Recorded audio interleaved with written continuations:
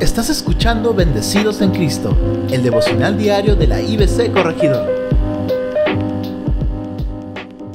Muy buenos días, queridos amigos y hermanos. Que la gracia y la paz del Señor sea con todos y cada uno de ustedes.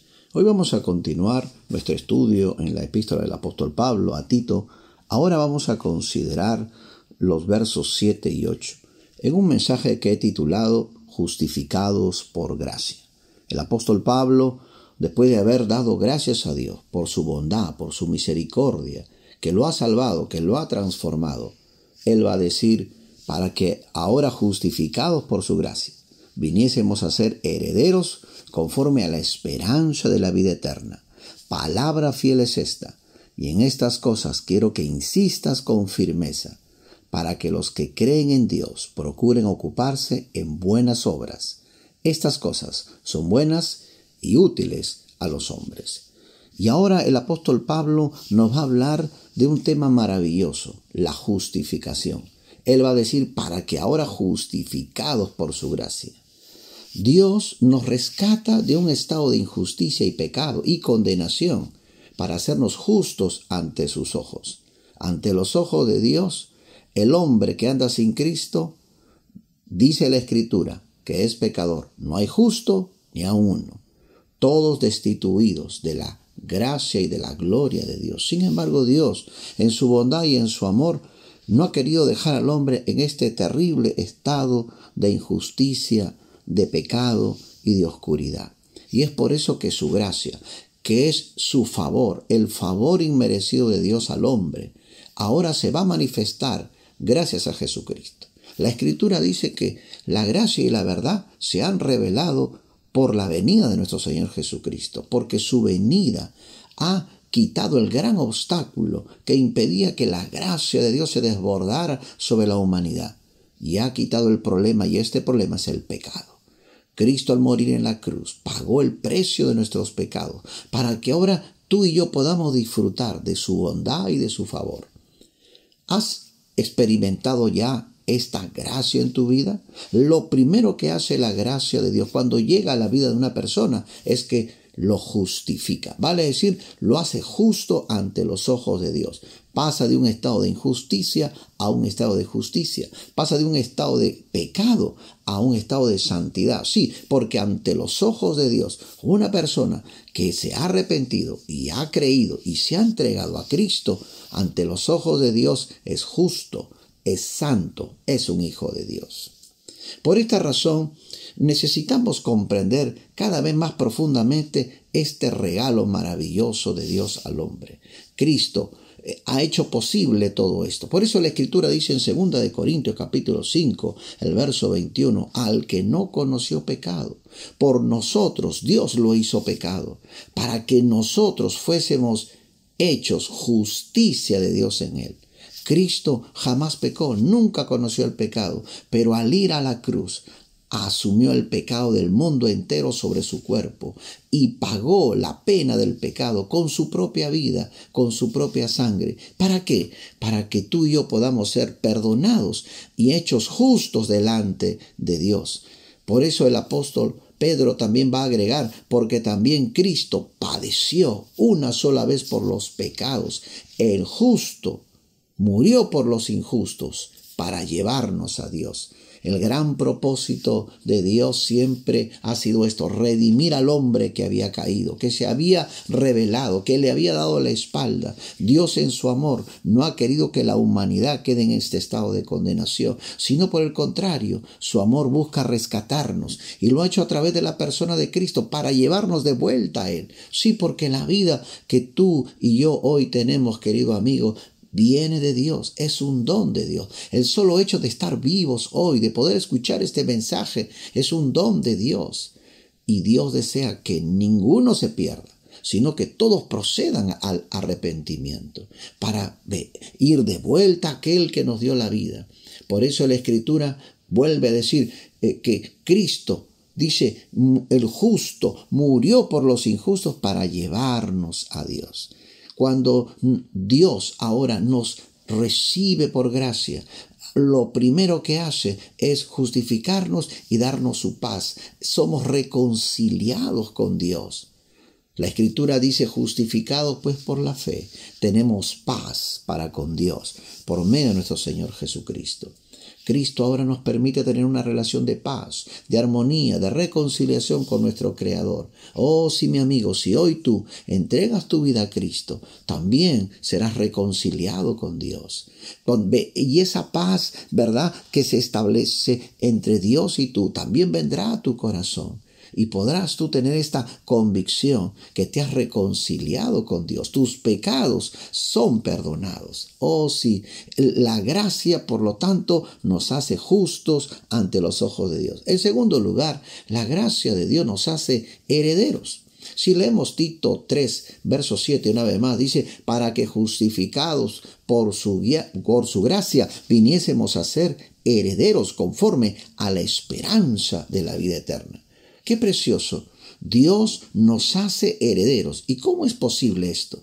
Sí, porque la gracia de Dios nos hace primero sus hijos. Cuando Dios te justifica y te perdona, ahora Él puede adoptarte como un hijo suyo. Porque ahora estás limpio del pecado por la sangre y por la obra de Jesús. Oh, y ahora Él nos reconoce como sus hijos. Y como hijos podemos también ser herederos de Dios. Somos herederos porque ahora Dios nos hace sus hijos. En Romanos capítulo 5, verso 15 al 17, dice la Escritura, pues no habéis recibido el espíritu de esclavitud para estar otra vez en temor. Oh, sí, el temor de ser castigado por nuestros pecados, sino que habéis recibido el espíritu de adopción. Sí, porque Dios nos adopta y para esto envía su espíritu, para adoptarnos. Y por medio del Espíritu Santo clamamos, Abba Padre, Padre nuestro, Padre mío. El Espíritu, dice la Escritura, el Espíritu mismo da testimonio a nuestro espíritu de que somos hijos de Dios. Y si hijos, también herederos, herederos de Dios y coherederos con Cristo. Si es que padecemos juntamente con Él, para que juntamente con Él seamos glorificados. En este pasaje vemos cómo Dios entonces nos adopta en Cristo, envía su Espíritu como un sello de esa adopción y ahora se establece una relación nueva, diferente, gloriosa, de padre a hijo, de hijo a padre. Y como ahora Él nos ha hecho sus hijos, también somos herederos de Él en Cristo Jesús. En Gálatas capítulo 4, por eso la Escritura dice, versos 6 al 7, y por cuanto sois hijos, Dios envió a vuestros corazones el Espíritu de su Hijo, el cual clama, Abba Padre. Así que ya no eres esclavo, sino hijo, y si hijo, también heredero de Dios por medio de Cristo. En Cristo somos herederos, coherederos con Cristo. En Cristo heredamos la salvación, pero sobre todo la vida eterna. Porque Pablo está diciendo aquí en esta hermosa carta a Tito, dice, para que justificados por su gracia viniésemos a ser herederos conforme a la esperanza de la vida eterna. Oh sí, esta esperanza es cierta, es firme en el corazón. No hay por qué dudar de la salvación, porque es un don de Dios. Es un don que Dios nos da y en el cual debemos nosotros vivir tranquilos. Y finalmente, la gracia de Dios nos da un nuevo propósito de vida. Pablo sigue diciendo en Tito 3, verso 8, palabra fiel es esta, y en estas cosas quiero que insistas con firmeza. Y exhorta a Tito a que permanezca firme en esta verdad del Evangelio que estamos escuchando el día de hoy. ¿Para qué? Para que los que creen en Dios procuren ocuparse en buenas obras. Oh sí, cuando una persona valora su salvación, ahora esta gracia también te compromete a vivir una vida nueva, de hacer buenas obras, obras para que Dios sea glorificado.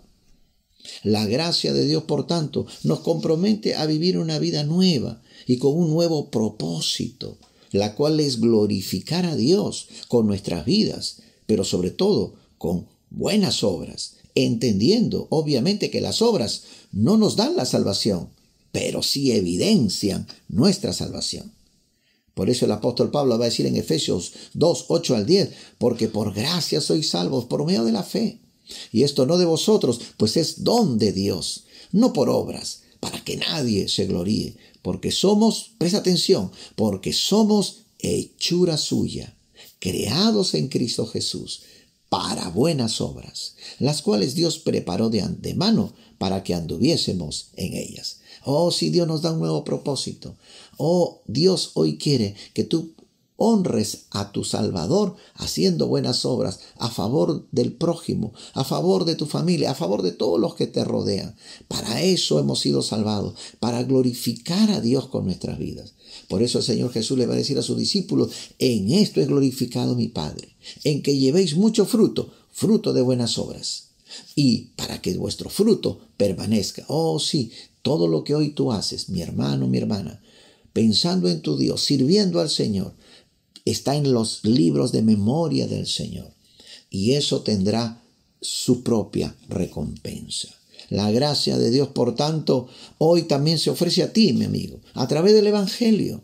¿Y qué debes hacer? Solo debes reconocer tu necesidad de perdón y aceptar el regalo de la salvación, que es por gracia. Y si tú en esta mañana deseas recibir esta gracia en tu vida, solo tienes que pedírselo al Señor y decirle: Señor, perdona mis pecados. Me arrepiento de haber vivido tanto tiempo lejos de ti. Hoy te rindo mi corazón. Hoy te acepto como mi Señor y como mi Salvador. Es mi oración y deseo que tú hagas esta oración con sinceridad en tu corazón, querido amigo y amiga. Y bueno, hasta aquí quedamos el día de hoy. Continuaremos el día de mañana. Que el Señor te bendiga ricamente en este día.